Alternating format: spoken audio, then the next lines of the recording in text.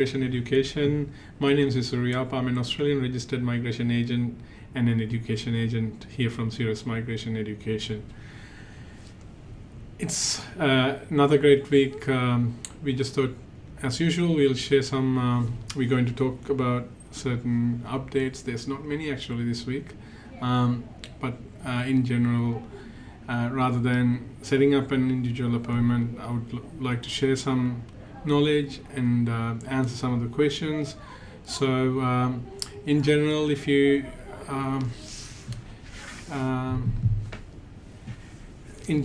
haven't subscribed to our channel yet, please subscribe to our channel. You'll be updated with all the new videos and information that are coming out from Australian migration and education sectors with the latest updates and news. So today's agenda, we're going to talk about a little bit about global talent, general skill migration, employee nomination, student visa and partner visa, and I'm going to take some question and answers. But in between, if you have any questions, please write your question in the comment section down below, whether you're coming from YouTube or Facebook or TikTok. So we'll endeavor to answer your questions wherever possible, and if it's a question that needs to be answered one-on-one, we will invite you for an independent meeting or an appointment with us, and I might offer you some free appointments with us, depending on your background and situation. So today's first topic, global talent. So again, if you haven't subscribed to our channel, it's the time to subscribe to our channel right now. And also, if you like the program, please make sure you hit that thumbs up button or the like button, so that'll support us as well. So global talent independent visa is a visa category that a lot of people inquire about. It's a very fast, straight pathway to permanent residency. It's not in the same type or same protocol as general skill migration. A lot of people get this wrong in a way. So there's no skills assessments or English requirements or age requirement for this. Whether you're 18 years old or you're 55, 60 years old, whether you have the top English marks or not top English marks, it doesn't really matter. What matters or how you can be eligible for this is an invitation only visa category. You need to have a skill, a prominent skill from one of the one of the target sectors. There are 10 target sectors. You can see it on the screen: resources, agri-food and agri-tech, energy, health industries, defense and advanced manufacturing, circular economy, recycling, and related fields. It's not just recycling. Digitech, again, tech related. It doesn't have to be just IT. Infrastructure and tourism, financial services and fintech, education. So when I talk about these target sectors, something I want to highlight is the target audience for this application is not the technical people. You need to show a prominency in this field. So you need, there are several ways to do this. It can be your current income or your higher education. But as a benchmark, Australian Immigration or Department of Home Affairs suggests that you have high income threshold. Currently it's 167,500 in Australia, or above. It's in Australian dollars. If you have that, and then if you're a leader or a senior character in these fields, you might be an eligible person, as long as you can show demonstrate your prominency and also show your global reach. So global reach does not mean that you are necessarily required to work in international market. It could be journals that you've been publishing in international publications, it could be seminars that you attended or presented, and it could be your clientele that you work for. Like I've got quite a number of clients who are coming from Dubai, Qatar, Sweden, Switzerland, France, that sort of areas, and London. They're based in those highly connected international companies. They sometimes do a lot of sensitive works in these target sectors, but they have only been working within the company. But when you explore what activities they have done, they have worked with other international companies, or their clientele is international. So these are international connections, international exposures. These are all counted in this sectors, in this visa category. One of the in my experience, one of the faster or expedited process applications are from health sector, for sure. I have seen a lot of invitations or faster responses to financial services sector as well, digitech sector. So one of the other things with these sectors I need to highlight is you need to have an nominator. So this visa doesn't have to go through state government approval or government approval to apply for. You don't have a nomination from any of those, but you need to have a nominator. It is important to understand what's the background or how you can get a nomination. You at times find quite a few clients who are struggling to find nominators. It's not so the nominator has to be an Australian citizen or a permanent resident who is prominent, equally or highly prominent than you, who's the applicant is, who's willing to nominate you, and you need to demonstrate their background, and they need to prove that they are Australian citizens or permanent residents. Excuse me for a second.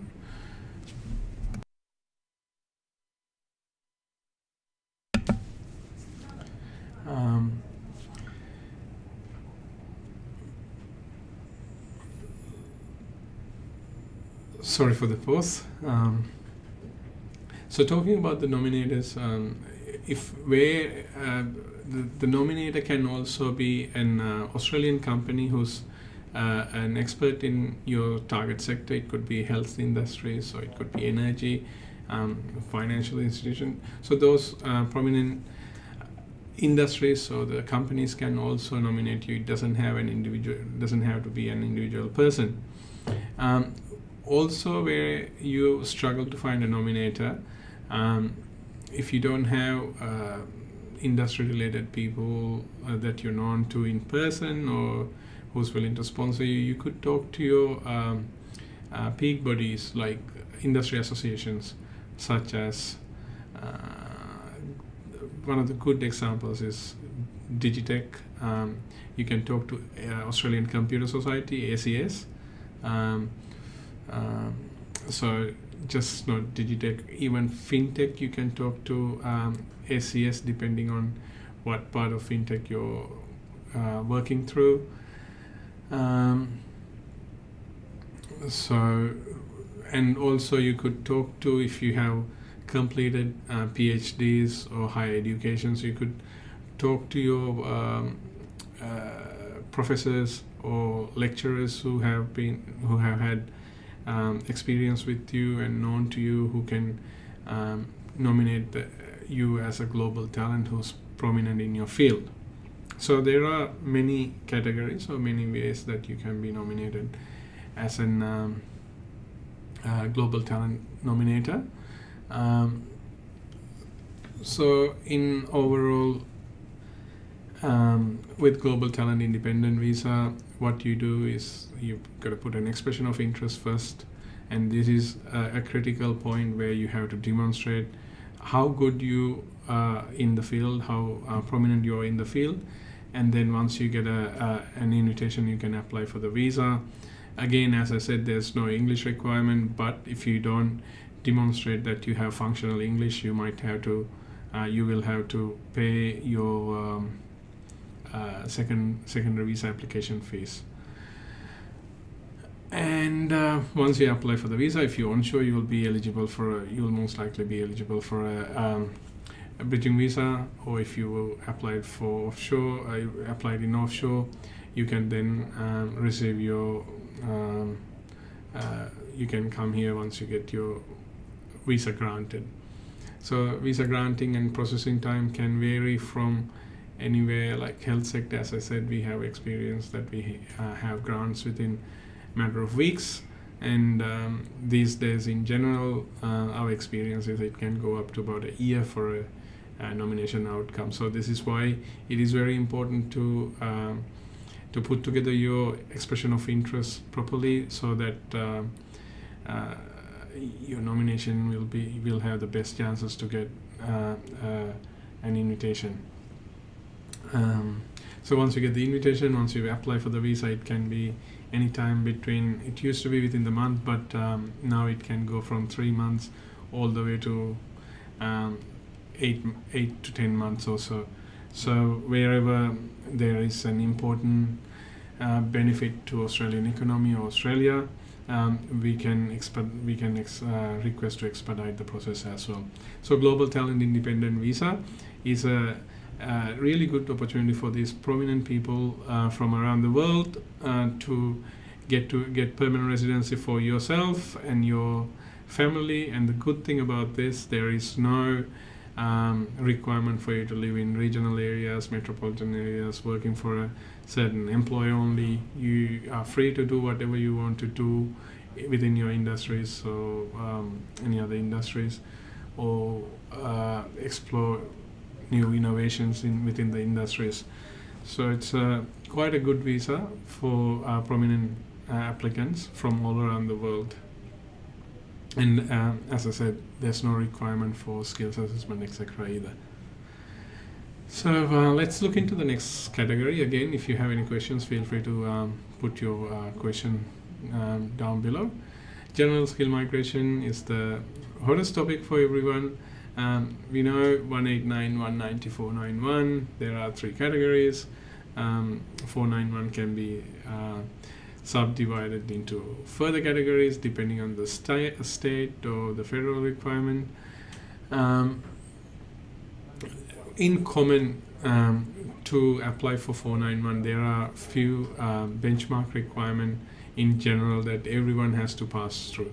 So number 1, you need to be you must be below 45 years old as it stands right now, and you need to have competent English. Competent English is, if you consider IELTS, it's 6 in each band or below, 6 in each band or above, or if it's PTE, 15 each band or above. But if you're from one of those English-speaking countries like UK, USA, Canada, then you're deemed to have this competent English, but you don't get any extra points unless you sit for an English exam.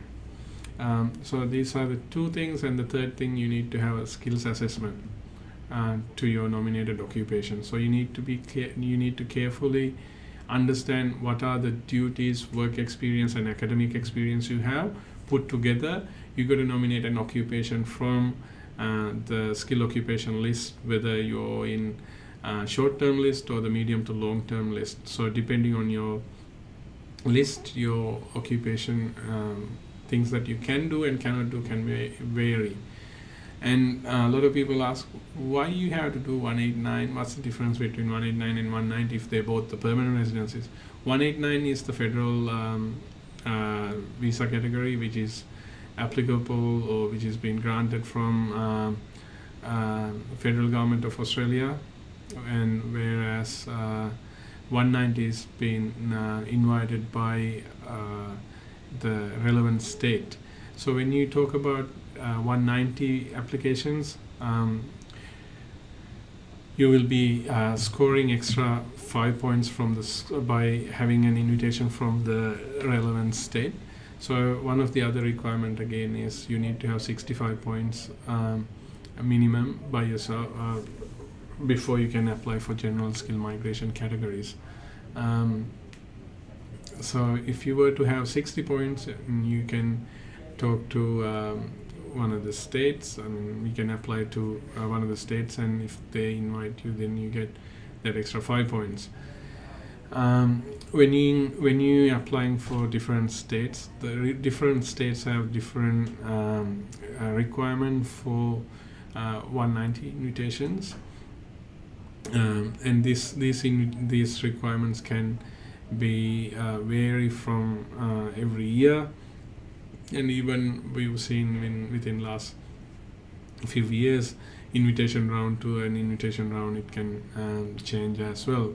So for an example, most of the states, they require you to have a minimum period of employment within the state, or residence requirement within the state before they consider to nominate you, even though even if you fulfill the requirements for the points and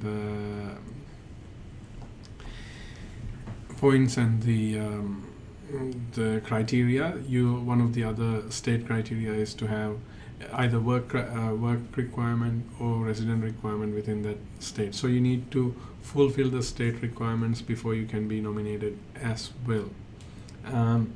491, instead of 5 points, you get 15 points. It's not a permanent visa, but it's a provisional visa where you get a 5-year visa first, and then within that 5 years, if you were to work and live in a regional area in Australia, you will be invited to apply for, you can then apply for 191 to become a permanent resident after 3 years of completing that.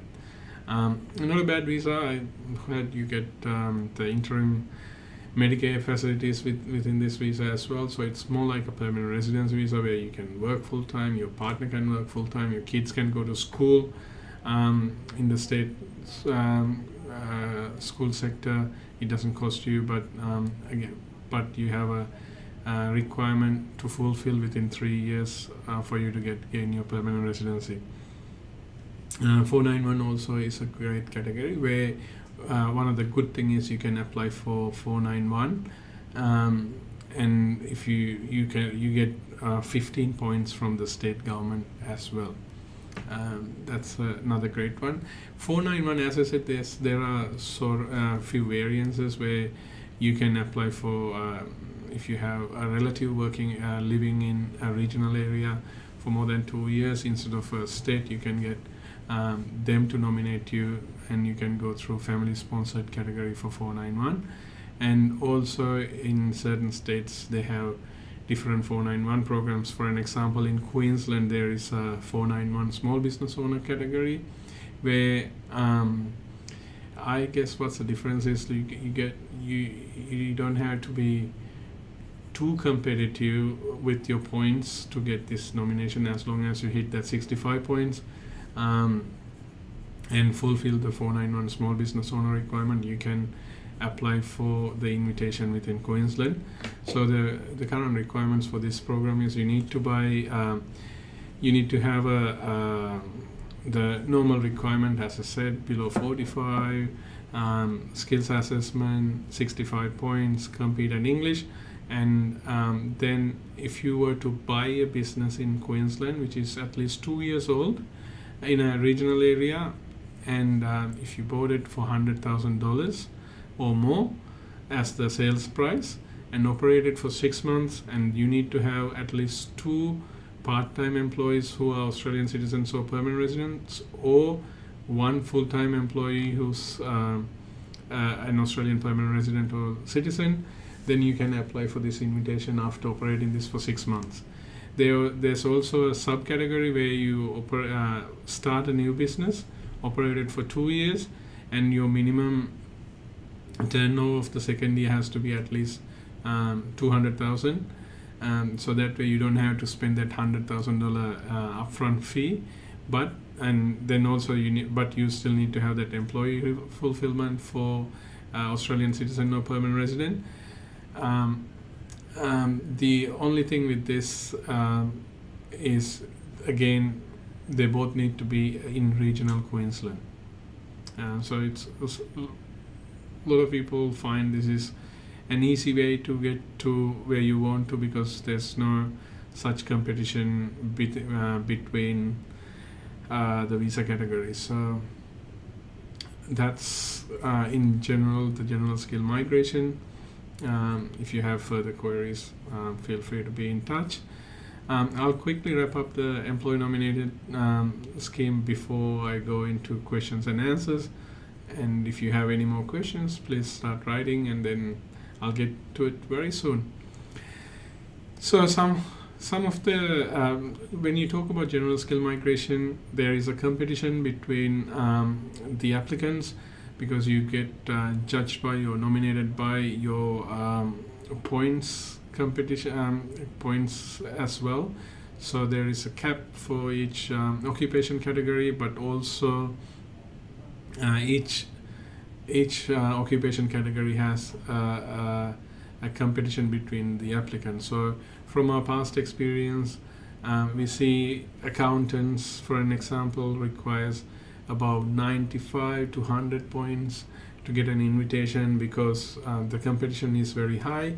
Whereas I have seen engineer managers, nurses, doctors get, resident medical officers get invitations at about 65 points in federally, or resident medical officers in 190 programs, they get invitations easily around 80 points.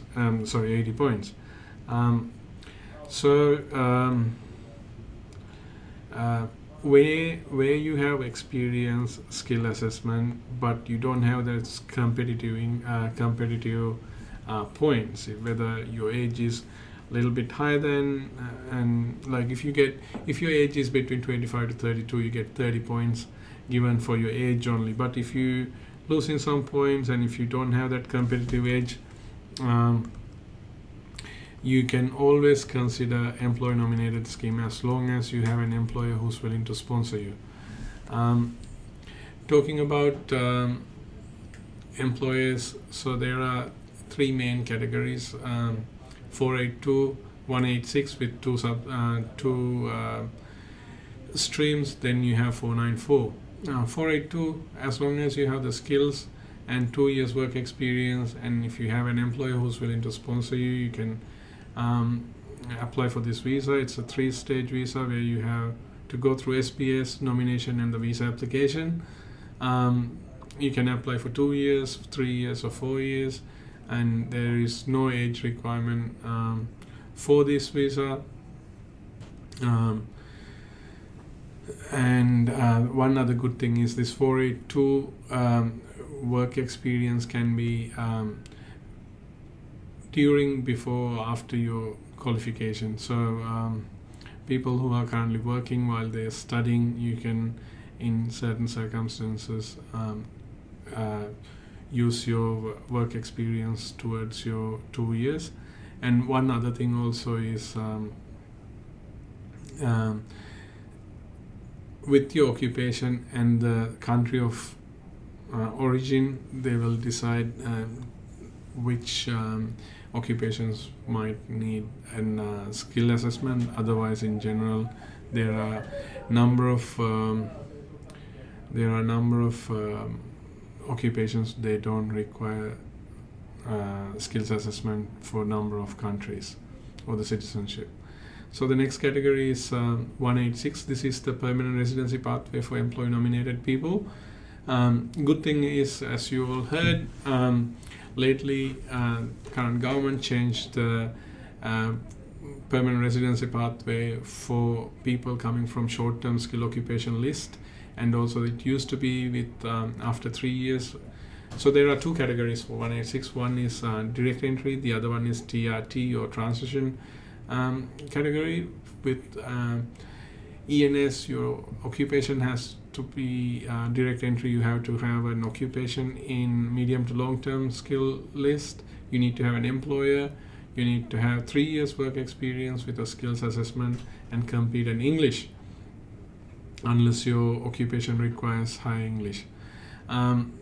So if you don't have all of these, so if your occupation occupation is in short-term skill occupation list, now you can apply for 186 through TRT category after working for that employer for 2 years in 482 visa. So where you don't want to have any uncertainty or delays in 189, 190, 491 invitations, etc. If you're skillful in your occupation, I think the best way to get your permanent residency is through employer-nominated visas. So if you have any, if you have further questions related to this, be in touch. There are a lot I can talk about this category, a lot of experience I can share with you. There are other categories like 494 and 407s where you don't have enough experience for 2 years, or 494 where your occupation is not in medium to long or short term occupation list. Then out of ROL you can go through regional. If you go through 494, you need to have 3 years work experience. I can talk all day about this topic, but I guess I'll have to limit to this for the time being. I think that's pretty much the schedule for the day until I think I'll take some questions and answer some of your of course I forgot to talk about schools and who can come and study in Australia. So a lot of people talk about international students and coming to universities, but there are confusions. Who can come and which age can you join Australia, etc. So you can come into Australia to study from like 9 years old, as long as you have a guardian or with you, one of the parents or closely related person, or someone from Australia who's willing to take over the responsibilities of children. Normally, the school charges are between $12,000 to $15,000 a year. You need to show that you have competing a sound knowledge and background within last 2 years of your reports, and in certain cases where you have studied in a language other than English, you'll probably have to demonstrate that you have English, functional English, through an IELTS exam or a PTE exam. If you were studying in an international school or in English medium school, then you probably won't have to do it. But if you're studying in England, USA, Canada, or New Zealand, where your main language of instructions is English, then you don't have to go through this category either, the exam either. So other than this, if you have year 11 of Australian year 11 or equivalent, you can go through a foundation program.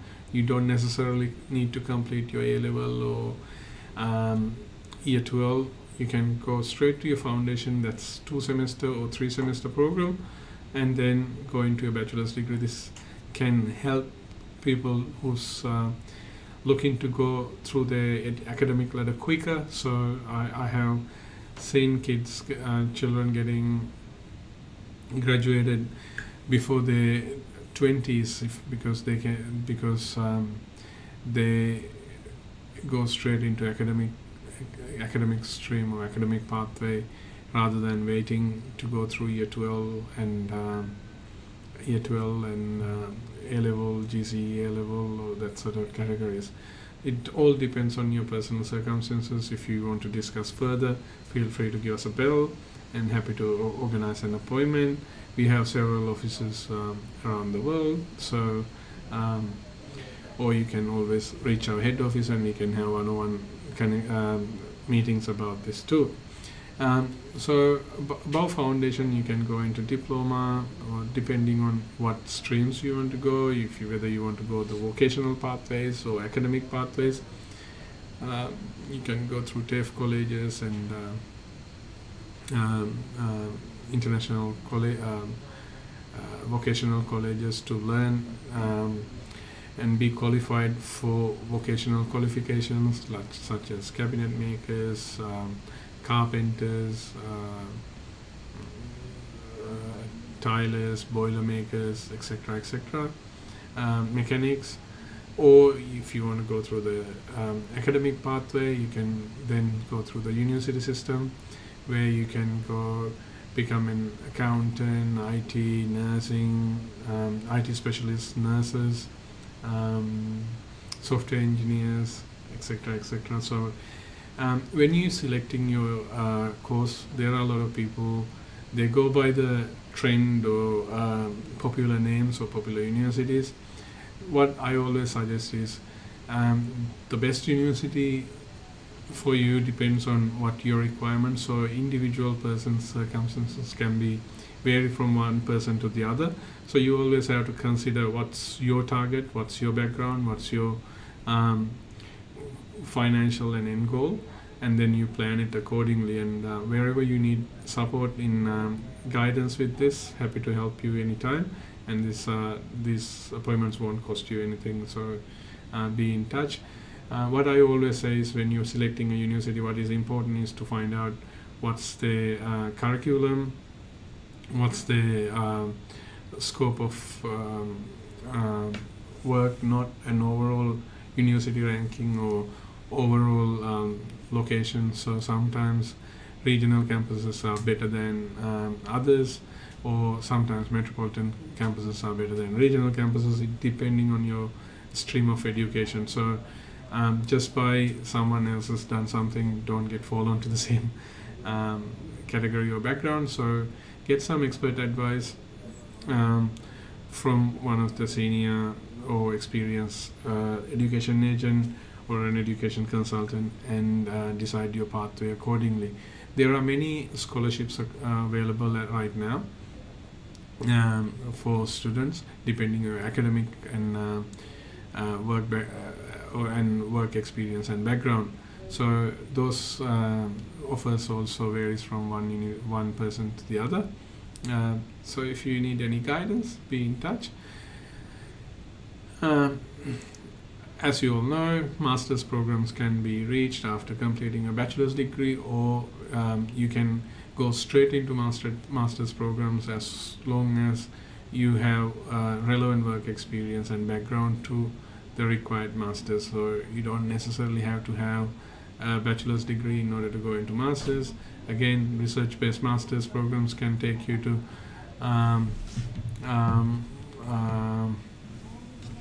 PhD programs as well. So PhD programs normally 3 to 4 years, mostly research-based, but you get supervisors guiding you. The good thing is, after completing your PhD course, you get to call yourself a doctor, so Doctor of Philosophy.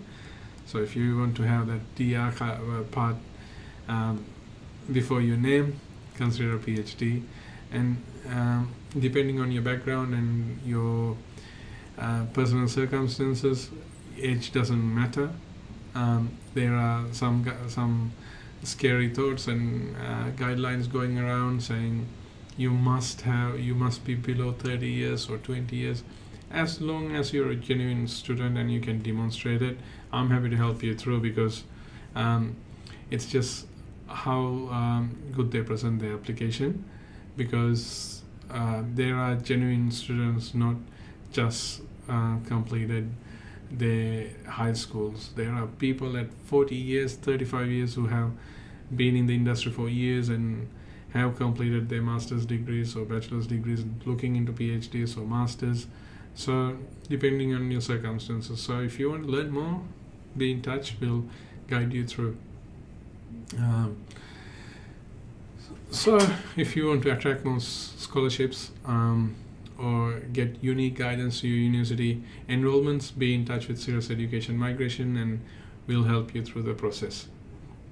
at no extra cost to you. You will be paying the same school fees as what you would have paid if you were to get enrolled directly. So it's no-brainer. So let's go answer some of the questions before we wrap up the session for the day. And if you have any more questions, be in touch through any of the contact details down below, and we can organize a personal one-on-one appointment. And please try not to search me through Facebook or social media and then text me personally. It's hard for me to set up appointments. I've got a lot of appointments that I have to go through daily. But if you come through any of these contact details, I can reach you quicker in a professional appointment. So I can be more helpful, and we can share our knowledge a bit more professionally. Sandamali's got a question. Can you please tell schooling visa with a guardian? Can guardian work or study? Guardians are not allowed to work. They have a work limit. They cannot work, and they have a limitation for study. So they can do courses that are less than 3 months. So let's say a barista course, or a little course that is only 3 months old, not cry course. Then you can do that. But if you, while you're sitting here as a guardian and you're bored, you don't have much to do, and you want to use that time to improve your academic background, you can certainly look at options to do that. So if you want to explore more options, Sandamali, please be in touch. We will guide you through. If you want an appointment, call one of our offices and we'll arrange an appointment to talk to you further. Arthur Zijemi, hello, what is an average processing time for Global Talent Visa for Digitech network architecture? So after expression of interest, these days my experience is about 8 months for an invitation. It can vary a little bit, but depending on your priorities and your expertise, and again, prominence, it can change your everything within this category. So if you're a highly prominent person, I have achieved invitations within a matter of weeks. Neil Chand, I applied for a student dependent visa surplus 500 last year October and still haven't received a reply yet. Might be taking so long to make a decision on my visa. Please check your spams and your IME systems, etc., because last year October, it's about 5 months, right? It could be delay in processing because they want to verify certain things. Maybe writing to the processing team would be an option, but I guess I have seen some dependent visa applications being taken about 6 months. So you can always write to your case officer if needed, but maybe check your emails and check your IME account before you write to the immigration, or talk to your education counselor if you have done so through a counselor. Chandeepa, thank you. Shirley, what are the pathways are there for aged care workers? Aged care workers, there are Dharma pathways which gives you a lot of incentives, but getting Dharma nomination is a bit tough these days, in my opinion, because when I talk to go and talk to these seminars in subcontinents, I find it is really hard to, there's a lot of people being cheated, or not cheated, misguided by institutes that there is a pathway through. Once you complete a certain course, you can go and get a sponsorship, which is not wrong advice, but there are so many of the applicants and very less sponsorships available. So be mindful of that too. And yeah. Janice Thomas, I want to apply for an employer sponsor visa, but I do not have an employer who's willing to sponsor me. By any chance, do you provide the employer and the visa? So look, Janice, depending on your I'm not sure what's your occupation. We can sometimes introduce you to recruiters or certain corporate employees or corporate clients that we work with, depending on your occupation. If you like, share your CV with us, and then we'll see if we can guide or forward your information to someone. This is a free service, just a reference. We don't. This is not our professional services, so we don't charge you professional fees for that. Chalan and Nimasha, how many points should an accountant score to get an invitation in Victoria? Look, hot question. In experience, I would say at least above 100 points. There is nothing written about this, no written requirement. But as I said, with the competition, it's got to be at least 100 points or above. 110, 115, your chances are much high. Indula Chatura, can experienced civil engineer can. Sorry.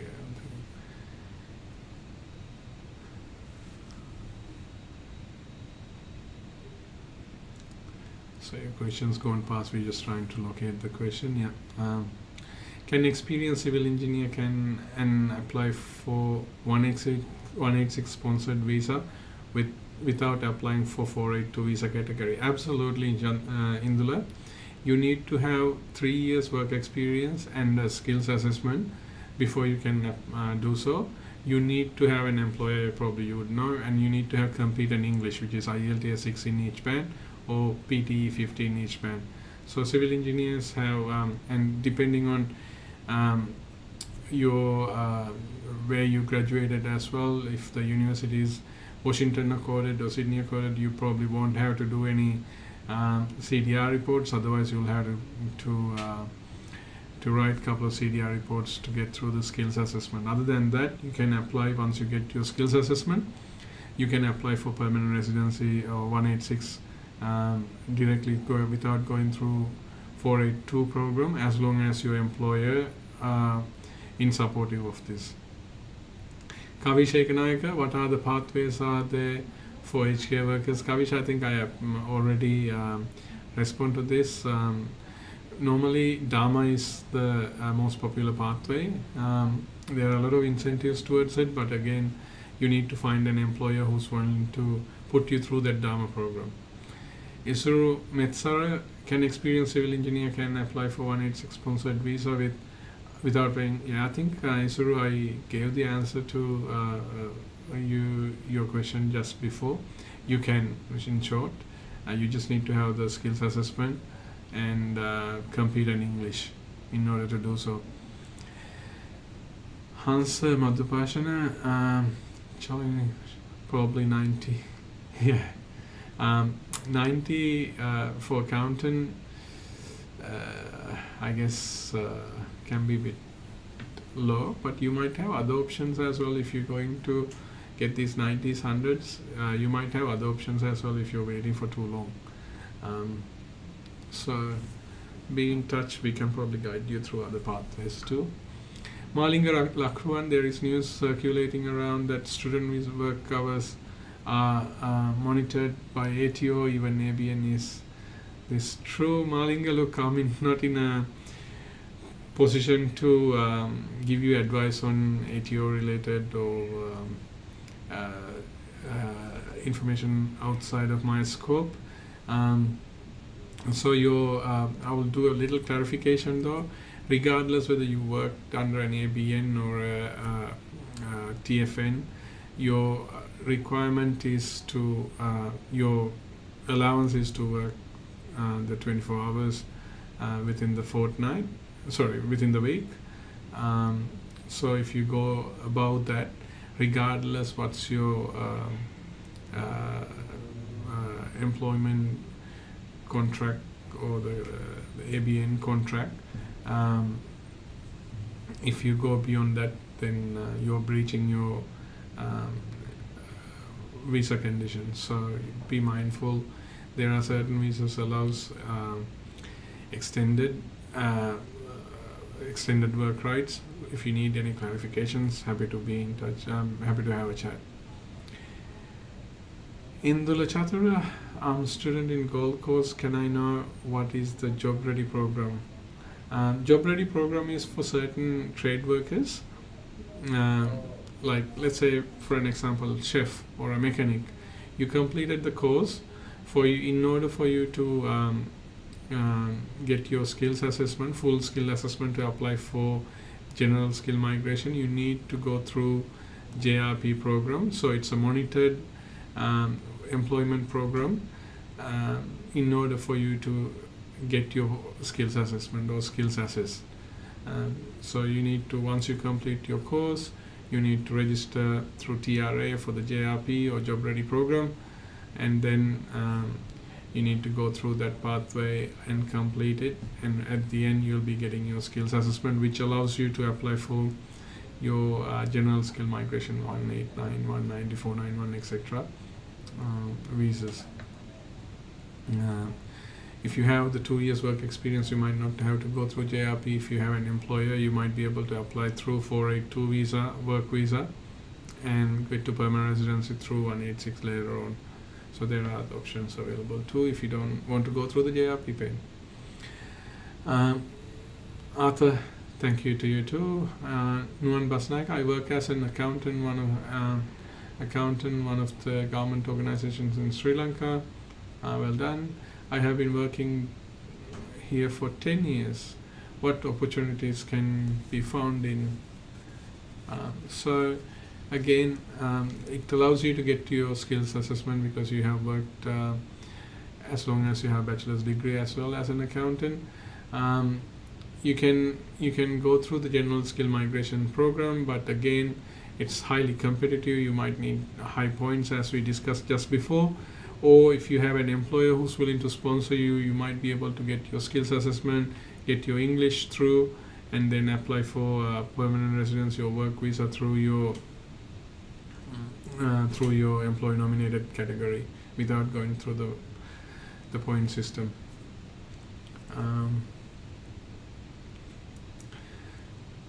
Sachintani Hettiarachi, I think we'll be taking the last few questions for the day before we wrap up.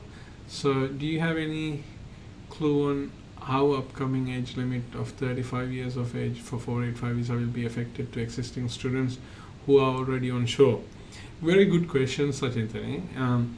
There are quite serious discussions and considerations going for people who are completing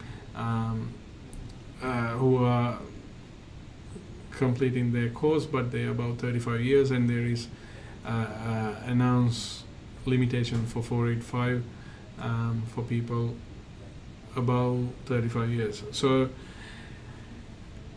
in my experience, if you're about 35 years, most likely you have already had a bachelor's degree or you have completed certain work experience in your life.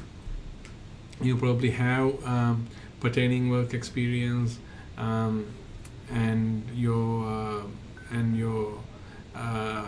current qualifications.